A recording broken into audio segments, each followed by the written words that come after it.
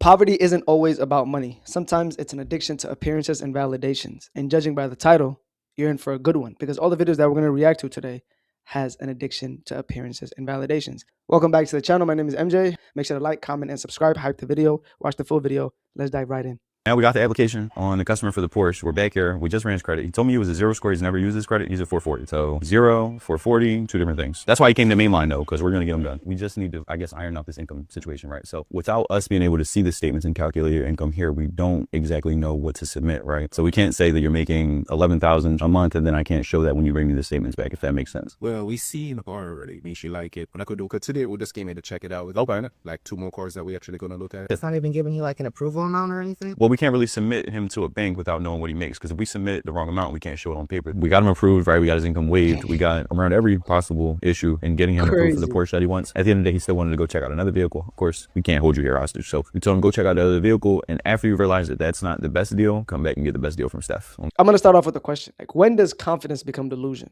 And you know what stands out to me? It's not even the car. It's people don't really understand that they are living in a system that is meant for them to be broke, to never get ahead, to be part of the hamster wheel, to be in the rat race, to be stuck in traffic, only to be in a job they hate, but to finance and purchase and to have luxury items that literally will keep them into a job that they hate, right?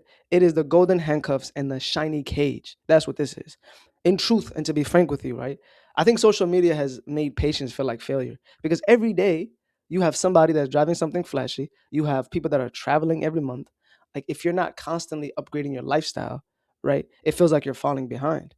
And him saying he's going to help them or come to this dealership is really giving them 29% interest rate, high interest rate, to a fact where even if he's done with that loan, he's paid double of what that Porsche cost.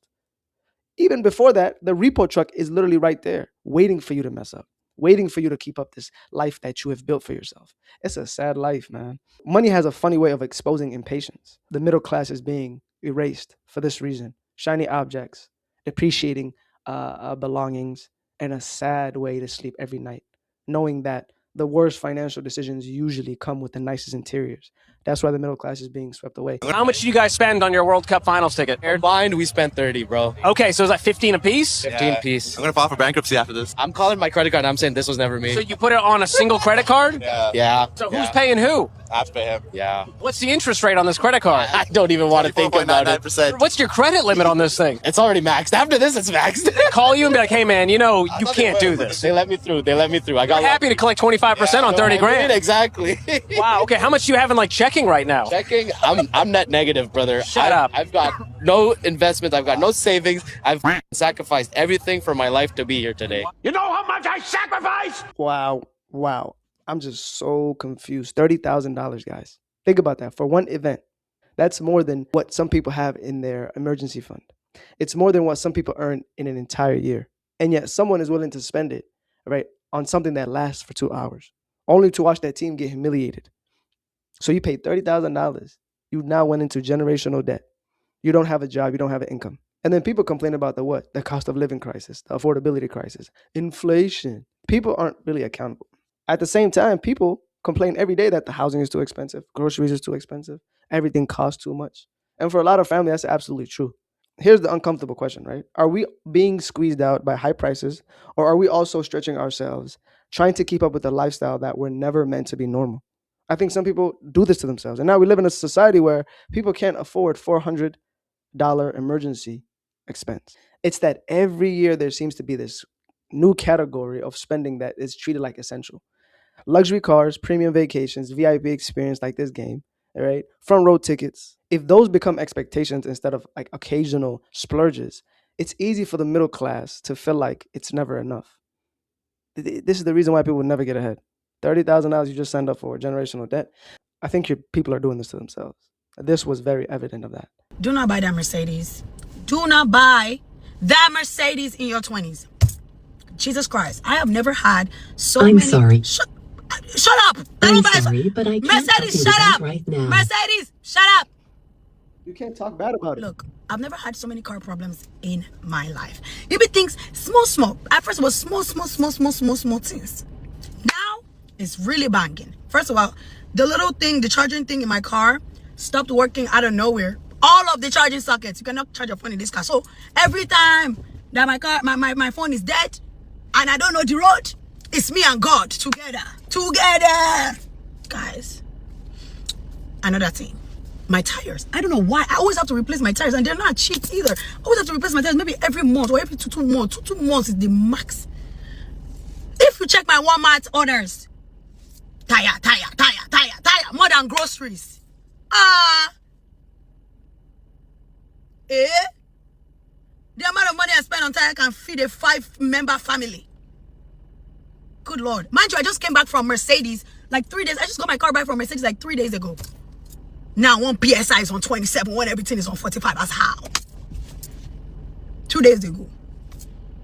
So he shot you. Don't get the Mercedes. Let me tell you something about human nature, right? People rarely buy what they need. They buy what they hope to become. This is it. When you are in the business of looking for validations, respect, we talk about this in the channel a lot, but it's just so sad, man. And then also, like, some people will finance an appearance, and then, like, they don't care about the possibilities. Like, they bankrupt the possibilities. They don't care about, saving money. They don't care about retirement. They don't care. It's just a logo. We gotta go logo. We gotta go Beamer. We gotta go Mercedes, right? And they complain about the life that they signed up for. It costs to be the boss. If you're gonna drive a Mercedes, please keep up the act and keep up the character, and don't expose yourself, because people are gonna look at you crazy, and people also are not gonna feel sympathetic when you come on TikTok and you're talking about a Mercedes. Like, you're in a Mercedes. Like, it's a privileged state to be in. Do not make yourself look bad. Like, your image and reputation should be like, you know what? I'm driving a Benz. I shouldn't be complaining on the internet. Like, fake wealth is rented. Like, let's be real. This is rented. This is a status that is borrowed for other people's opinion. Some people just collect luxury brands, but never collecting options. Never. Not having the freedom, the autonomy, the flexibility to do what they want. People are literally broken inside, so they need these things to build them. Yeah, Mercedes are expensive. They're meant to be expensive because you're buying the emblem and the logo. You're not buying the car. It's not a reliable brand. Comparison is what got you here, but also comparison is the inflation for the ego. Let me de-influence you from believing that everything you see online is realistic as a normal mom living a normal life, because I keep seeing all these people all over my feed living these lavish lifestyles, right? And that's great for them, but it's just not realistic for everybody. Like me, I'm a normal mom living in a house with my family that's a little bit too small. What does that mean? I'm a normal mom. Like, I don't understand that take. Like, what is the premise? I'm a normal person. The rent is a little bit too high. My electric bill continues to go up every month, even though I continue to live my life the same way. I'm paying upwards of $5 for a gallon of gas, and I drive a Toyota Highlander, so that's about $80 or more every time I fill my tank.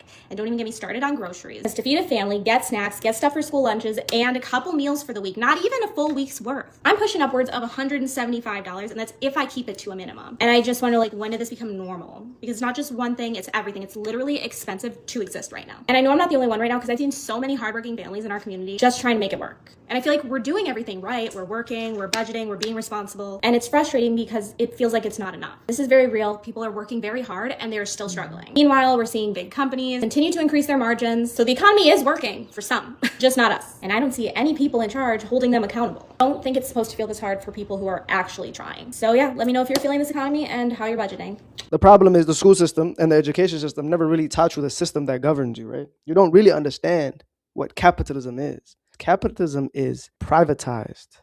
So it causes inequality for majority of the people that it, you know what I'm saying, that is part of that system. America's a corporation.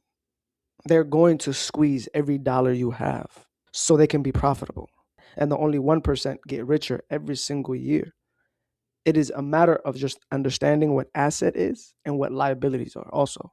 Because not a lot of people are struggling. A lot of people make good money and a lot of people make less money, but they're very smart with it. They live with their parents. They get ahead financially. They practice delayed gratification. They understand that emotional impulses is a disease. When you live in a society right now that looking expensive has become cheaper than becoming successful, you can see why the first video is the reason why a lot of people will never get ahead. $440, no income, you want a Porsche?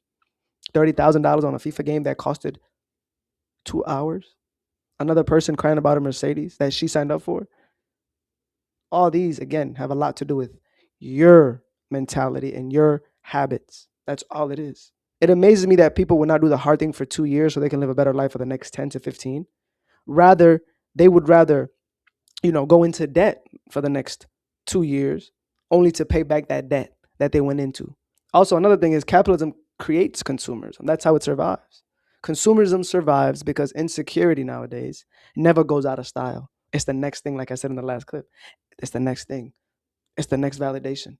It's the next experience. It's the next vacation. It's the next car. Even though I have a huge negative equity and I'm underwater, upside down, I'm going to get into a bigger debt only to try to tell myself that that mistake should never have been made. But I'm making a bigger mistake, a more grave mistake.